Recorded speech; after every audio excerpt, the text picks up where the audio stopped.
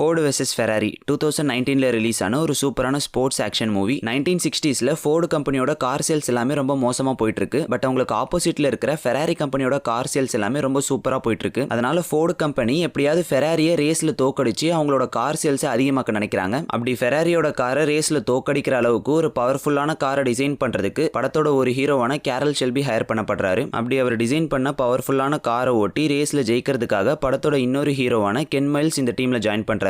இதுக்கப்புறம் இந்த ரெண்டு ஹீரோஸும் ஒன்னா சேர்ந்து ஃபெராரி கம்பெனியை எப்படி ரேஸ்ல தோக்கடிச்சாங்கன்றதுதான் இந்த ஃபோர்டு வெர்சஸ் ஃபெராரி படத்தோட மீதி கதை. நிறைய பேர் இப்போ F1 படம் பார்த்துட்டு அந்த படம் பிடிச்சி போய் அந்த படத்துக்கு ஃபேனா மாறி இருப்பீங்க. அவங்க எல்லாரும் இந்த படத்தையும் கண்டிப்பா மிஸ் பண்ணாம பார்க்கணும். இந்த படத்துல வர அந்த ரேஸ் சீக்வன்ஸ் எல்லாமே ரொம்ப சூப்பரா பண்ணிருப்பாங்க. அண்ட் இந்த படம் 1960ஸ்ல நடக்கிறதுனால அப்ப எப்படி இந்த ரேசிங் எல்லாம் நடந்தது அப்படின்றதையும் சூப்பரா காட்டியிருப்பாங்க. இந்த படத்துல வர VFX கேமரா ஒர்க் எல்லாமே வேற லெவல்ல இருக்கும். அண்ட் குறிப்பா இந்த படத்துல ஹீரோஸா நடிச்சிருக்கிற கிறிஸ்டியன் பேலும் மேட் டேமனும் ரொம்ப சூப்பரா நடிச்சிருப்பாங்க. அண்ட் இந்த படம் 1960ஸ்ல நடந்த உண்மையான சம்பவங்களை தழுவி எடுக்கப்பட்ட படம் தான். ஸோ அதனாலே இந்த படம் பார்க்கும்போது நமக்கு இன்னும் நல்லா கனெக்ட் இருக்கும். அண்ட் இந்த படத்துல ரேசிங் மட்டும் இல்லாம இந்த ரெண்டு ஹீரோஸ்க்கு நடுவில் இருக்கிற ஃப்ரெண்ட்ஷிப்மே ரொம்ப சூப்பரா காட்டியிருப்பாங்க. ஸோ F1 படம் பார்த்துட்டு அதே மாதிரி சூப்பரான வேற ஒரு படம் பார்க்கணும்னு நினைக்கிறீங்க அப்படின்னா கண்டிப்பா இந்த ஃபோர்டு வெர்சஸ் ஃபெராரி படத்தை ட்ரை பண்ணி பாருங்க.